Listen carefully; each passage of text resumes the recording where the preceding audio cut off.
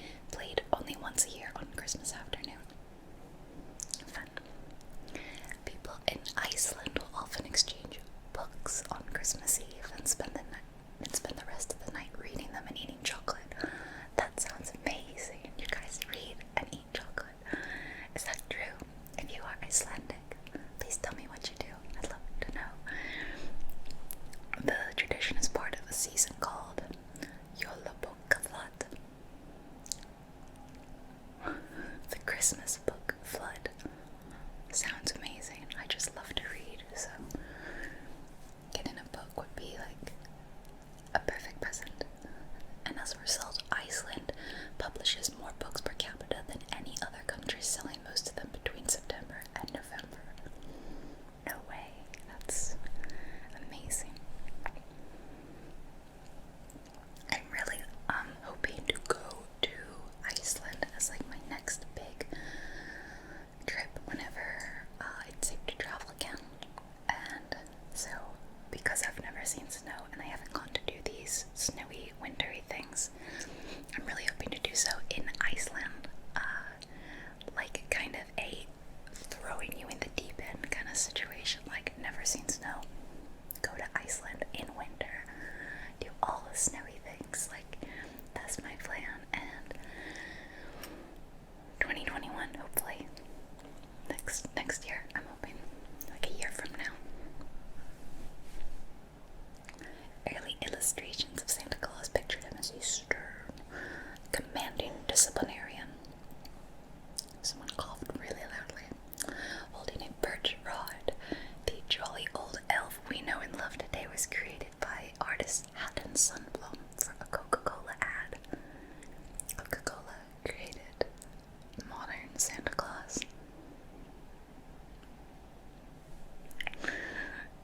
He's an elf. I thought he, like, manager of the elves. Like he's their boss. Tom Smith invented Christmas crackers around 1846. He was inspired by the French habit of wrapping sugared almonds in twists of paper as gifts. I love Christmas crackers. My family used to do that every year on Christmas Eve. Yeah. On Christmas Day, tradition allows Lebanese children to go up to any adult and say, "Aditi Alek, you have a gift from me." If the adult has a present to spare, the kid adds this to their Christmas morning haul. You could just go up to any person and be like, "Present, please." Syrian children receive gifts from one of the wise men's camels, purported to be the youngest and smallest in the caravan, who fell down exhausted at the end of the long journey to Bethlehem. Poor camel. Oh, now we're gonna talk about food. The best part. Alright, let's hear about Christmas traditional foods. Have you ever heard of king cake? It's a popular dessert served in New Orleans during Mardi Gras season, while the Spanish have a similar tradition of serving a sweet bread ring known as Roscon de Reyes on January 6th during celebrations of Dia de Reyes, King's Day, to commemorate the arrival of the three wise men. So it's usually topped with crushed almonds, candied fruits, and powdered sugar, and sometimes it's stuffed with whipped or almond cream. Sounds good. And there's usually a baby Jesus figurine, like the king cake, or a dry fava bean to represent him. That's better than like a plastic baby, right? The person who gets it, who finds it, gets to buy the following year's Roscon. Okay, so it's more like an obligation. Maybe you don't want to find the bean or the Jesus because you don't want to buy it next year. It's cute though. Fruit cake originated in ancient Egypt, where it was considered essential for the afterlife. Roast turkey didn't appear consistently on Christmas Day menus until 1851, when it replaced roast swan as the favorite dish of royal courts. They were eating swans. That's sad. I mean, swans are actually kind of mean though, so maybe it's okay to eat them. Winning the award for longest preparation time, Greenland's traditional Christmas dish, kiviak, takes a full 7 months to prepare. It begins by hollowing out a seal skin and stuffing it with 500 ox, which is a seabird, so feathers and all, to ferment. When the holiday rolls around,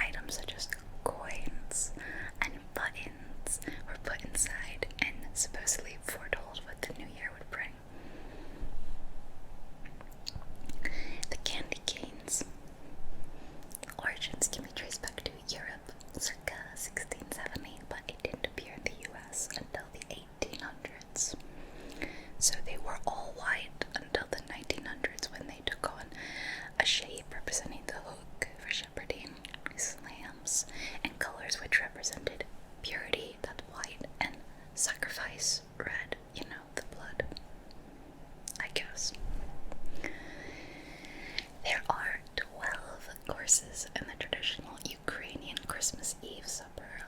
Wow, each one is dedicated to a different apostle. That's amazing and sounds like quite an ordeal. In Ghana, many people observe a traditional folk libation ritual at Christmas time. So people drink from a cup and then pour some of the contents on the ground as a symbolic offering to their ancestors. Christmas rituals in East African countries such as Kenya and Uganda are much more religious and less commercial than our Western holiday. The most common gift is a new outfit to wear to church, and many people collect stones, leaves, and other natural items as a birthday present for Jesus. Roasted goats are often the center of the Christmas feast. South Africa is home to some of the world's most unusual holiday food fare. Every December, locals feast on a seasonal delicacy, the deep-fried caterpillars of emperor moths. Is that true? South Africa? That's very interesting. Cool. Yeah, a big Christmas tradition in Japan is to eat KFC. It's like a huge deal there, with people reserving their Christmas KFC meal like months in advance. KFC is basically different everywhere else than it is in the US. It is not that popular here, I feel, especially in the South. Like, people in Europe seem to really like it, and it's just not popular here. I think because we have so many options when it comes to fried chicken that most people, when given the chance, aren't gonna pick KFC. Maybe, I don't know. Okay, you can talk about some Christmas music. One of the world's oldest traditional Christmas songs is Good Christian Men Rejoice, originally known as Indulce Jubilo. I think that's what I know it as. Yeah.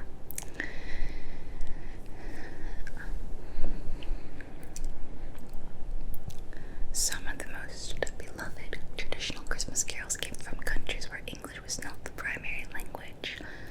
Fum Fum Fum originated in the Spanish region of Catalonia sometime in the late 16th or early 17th century. I don't know that. Il est né la vie d'enfant is a classic French carol. We sing that too in America. I have at least. It's like Il est né la vie d'enfant. Okay, I don't remember the rest of the words. I did when I was younger, and I've forgotten now. O Come All Ye Faithful, originally written in Latin in the 17th century, has been attributed to King John IV of Portugal. And O Christmas Tree, also known as O Tannenbaum, was based on a traditional German folk song. These aren't the only Christmas classics that originated in other cultures. Deck the Halls was originally a pagan Yuletide drinking song, with the melody taken from a 16th century Welsh song. Traditional Christmas decorations. The tradition of tinsel, which was invented in Germany in 1610, is based on a legend about spiders whose web turned into silver when they were spun in a Christmas tree. That's fun. Spider webs are common Christmas tree decorations in Poland because, according to legend, a spider wove a blanket for baby Jesus. So many Polish people consider spiders to be symbols of goodness and prosperity. Is that true? Very interesting. The Advent wreath began in Germany as a Lutheran tradition, but eventually spread to other Christian denominations, including the Catholic and Episcopalian churches. Yeah, and you put the 4 candles in, and then there's a white candle that you light on Christmas Eve. Yeah. Round glass Christmas ornaments are inspired by the shape of apples. Apples were the original Christmas ornaments put on the trees to symbolize the Garden of Eden. In Greek culture, kissing under the mistletoe was considered an unspoken promise to marry your mate. Wow. Though only 2% of the nation's population is Christian, Christmas is a national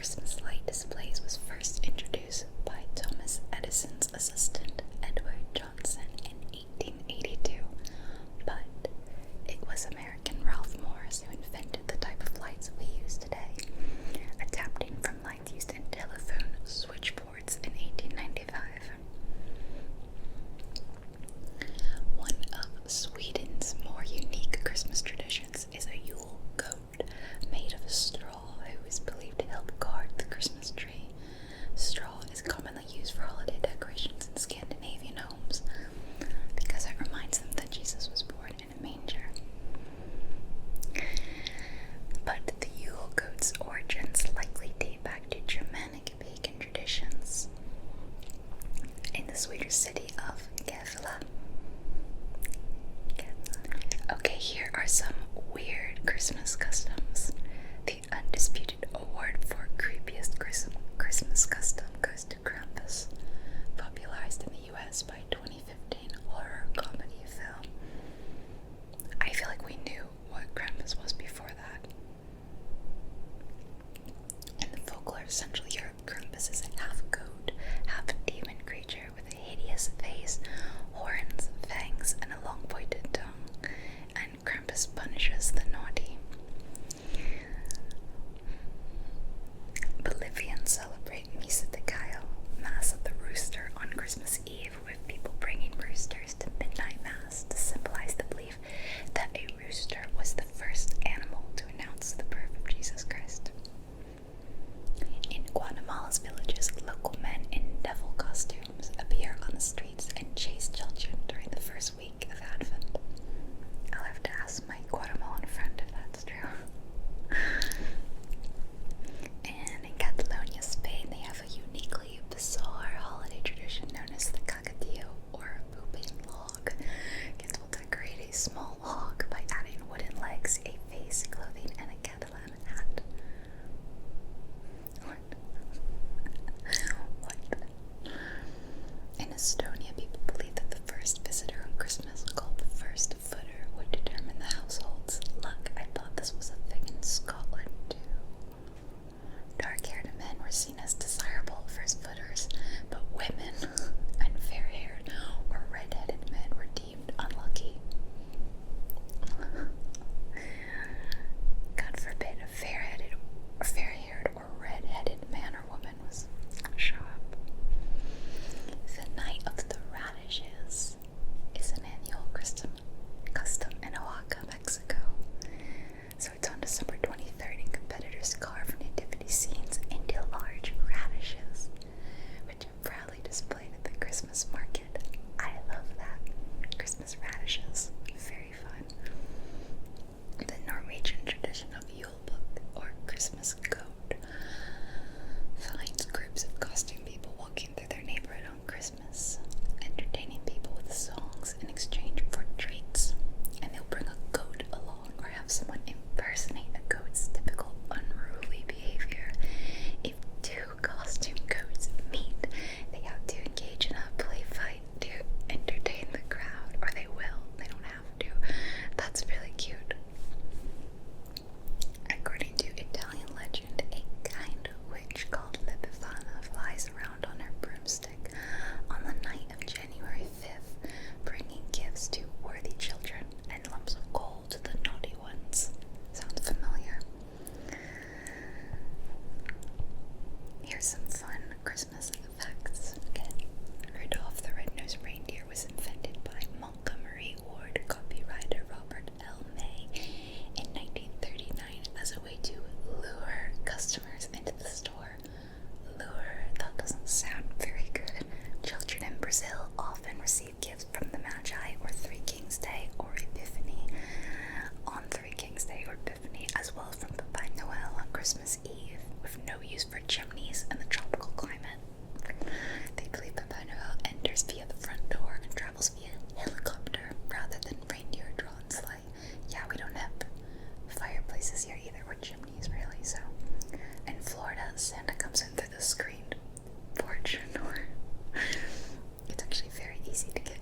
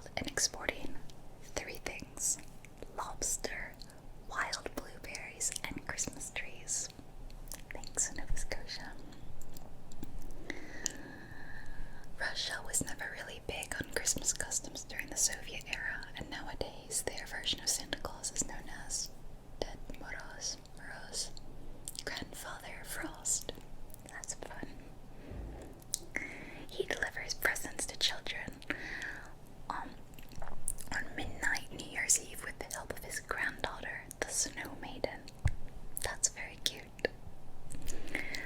I think that is the end of my facts and customs. I hope you found them interesting.